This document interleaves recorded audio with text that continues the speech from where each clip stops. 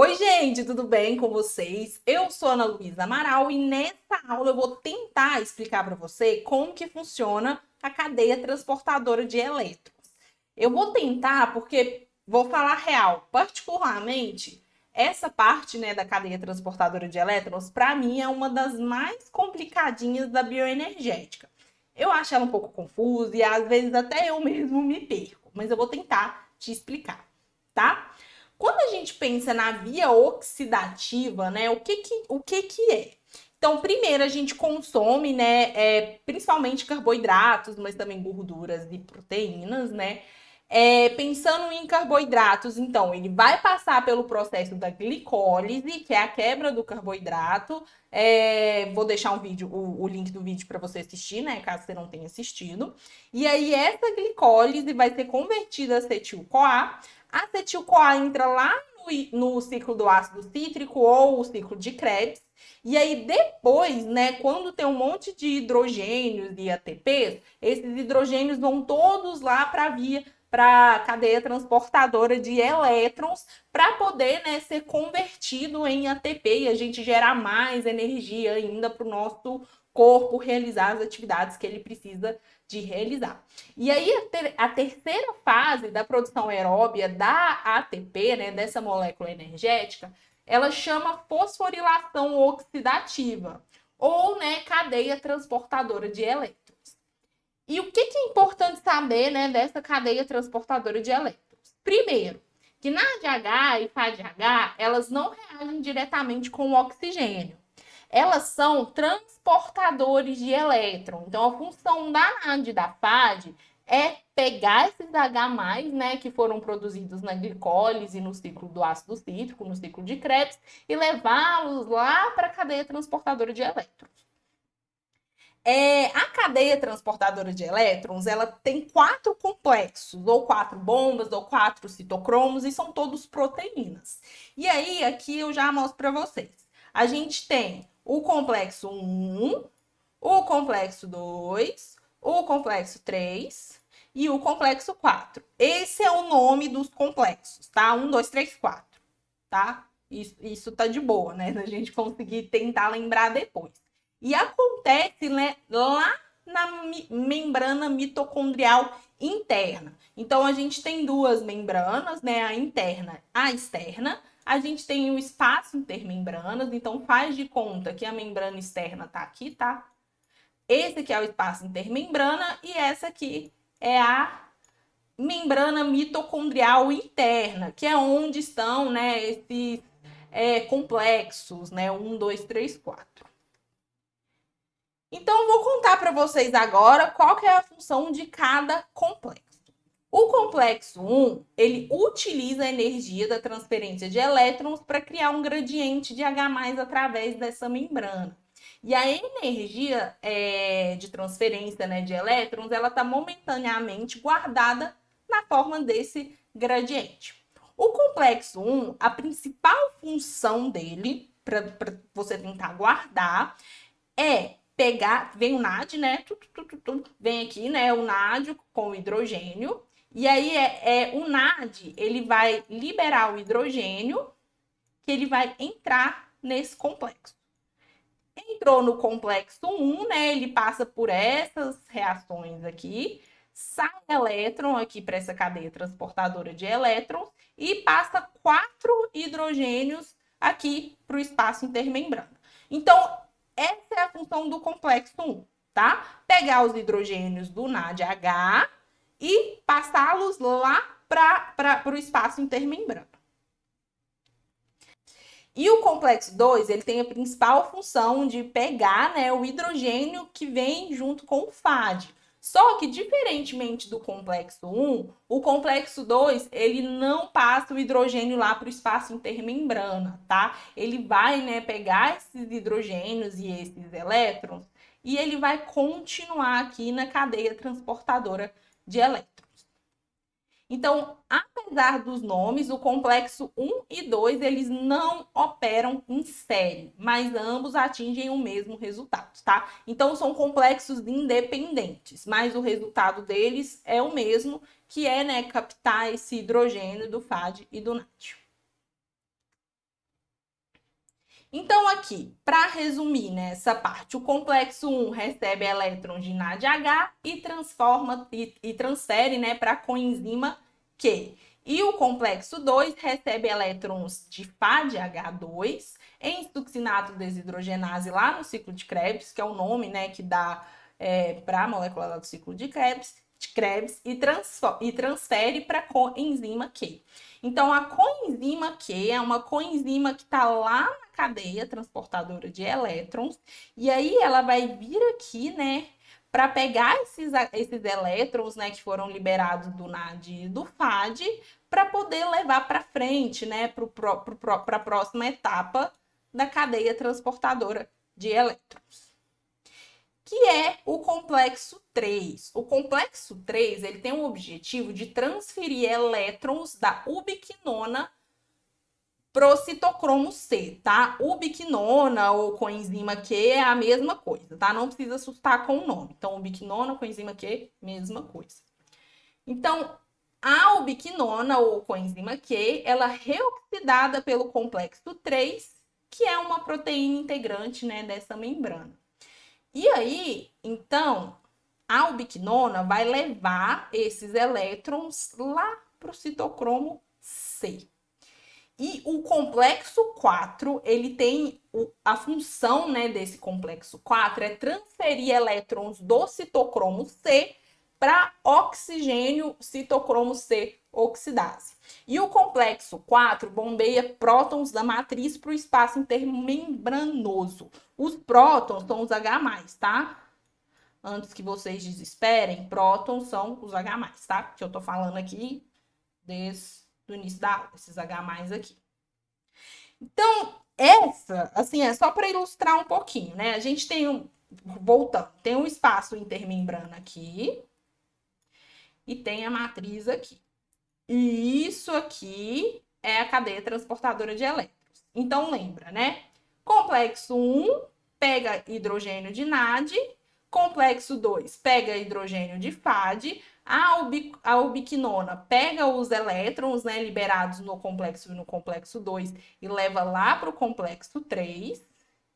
E aqui, né, a gente tem, então, o transporte dessa, como que eu chamei? Do citocromo C. Vem aqui o citocromo C e leva esses elétrons também lá para o complexo 4, que é o citocromo C oxidado, né? O outro nome do complexo. Então, aqui um pouquinho mais esquematizado, entra NAD, NADH sai NAD, né? E aqui passa 4 hidrogênios lá para o espaço intermembrana. E os elétrons vão lá para a ubiquinona. Aqui na FAD, entra FADH2, sai FAD, e os hidrogênios todos, na verdade, no complexo 2, né, não tem o transporte de hidrogênio aqui para o espaço intermembrana. Então, os elétrons vão vir aqui também, e a ubiquinona vai levar até o complexo 3. Chegou no complexo 3, esses hidrogênios que ainda estavam aqui na matriz, ele vai passar pelo complexo 3 até o espaço intermembrana. E aí, vai vir esses elétrons lá na citocromo C oxidase, a citocromo C, né, vai pegar esses elétrons e levar lá para o complexo 4, tá? Então, é o que esse esquema mostra pra gente. Dos complexos, é isso. Agora, no final desse complexo, a gente tem uma molécula, né, chamada de ATP sintase. E essa ATP sintase, o principal objetivo dela é pegar esses hidrogênios que estão lá no espaço intermembrana e convertê-los em ATP, porque é esse ATP, né, que gera energia para o nosso corpo. Então, aqui são só algumas imagens, né, para demonstrar para vocês como que é essa ATP sintase. Então, à medida que esses íons hidrogênios eles fluem para o espaço intermembrana, para o lado da matriz mitocondrial, essa subunidade, né, FO, que eles chamaram aqui da ATP sintase, elas rodeiam e mudam a conformação à medida que as outras subunidades se associam a cada uma delas. Então, calma, vou mostrar para frente como que funciona, tá? Esse aqui é o esqueminha, então. Então, tem aqui, né, 1, 2, 3, 4 complexos. E aqui vai ter um estímulo para o hidrogênio e para os prótons estarem aqui no espaço intermembrana, eles estimulam que essa ATP sintase muda a conformação, aí ela começa a girar, e aí começa, né, a pegar esses fosfatos que estão aqui na matriz, e eles começam a se acoplar nas moléculas de adenosina de fosfato que a gente tem. Então, vários ADPs, né, eles vão virando, né, ATPs, que é a molécula mais energética que a gente tem. Fiz um esqueminha com tudo mexendo para ver se a gente consegue entender um pouquinho melhor, tá? Então, temos o complexo 1, 2, 3, 4. E aqui a gente tem a ATP sintase. Então, vem o FAD aqui, né? Na verdade, o NAD, desculpa. Então, no primeiro complexo vem a NAD de desidrogenase. E aí, os hidrogênios, né, que estão juntos com a NAD, eles passam lá para o espaço intermembrana e aí ficam uns elétrons aqui também nesse complexo 1.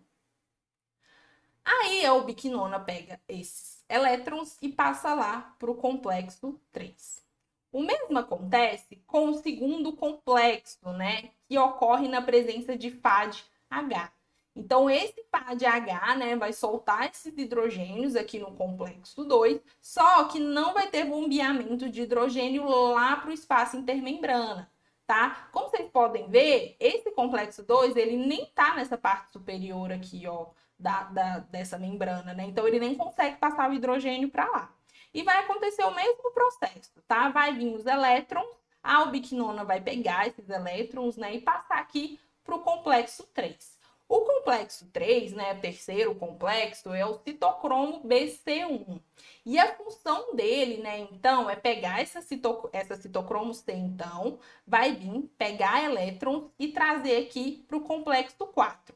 E à medida que ele capta esses elétrons, né, ele abre a passagem para esses hidrogênios que ficaram nesse espaço aqui de baixo, passarem lá para o espaço intermembrana, tá? Então, é assim, né, que esses hidrogênios vão parar lá no espaço intermembrana. Então, no próximo processo, então, a gente tem o quarto complexo, que é o complexo da citocromo oxidase. Aqui nós temos elétrons, né, que foram trazidos, né, durante todo esse processo da respiração celular que aconteceu até agora. E aqui nesse complexo 4, a gente vem o oxigênio, aqui começa a agir o oxigênio, né? E assim que o oxigênio entra em ação, ele também faz, né, com que passem hidrogênios lá para cima, lá para o espaço intermembrano. Só que com isso, ele também capta alguns hidrogênios pelo caminho. E aí, ele volta, né, na forma de água para poder ser excretado. Então, o oxigênio colabora com a passagem de mais prótons, mais hidrogênios lá para o espaço intermembrano. E agora vai ter a ação da ATP sintase, tá? A ATP sintase, então, vai tentar, né, pegar esses prótons, esses hidrogênios, para poder ser convertidos em ATP. Então, todos esses hidrogênios, né, eles seguem esse caminho até a ATP sintase por gradiente de concentração. E aí, aqui também tem, né, a questão do gradiente elétrico, né, o gradiente de concentração, e aí vai passar hidrogênio com elétron aqui, na verdade com elétron não, com fosfato, né, e aí esse fosfato, ele vai se reunir com o ADP.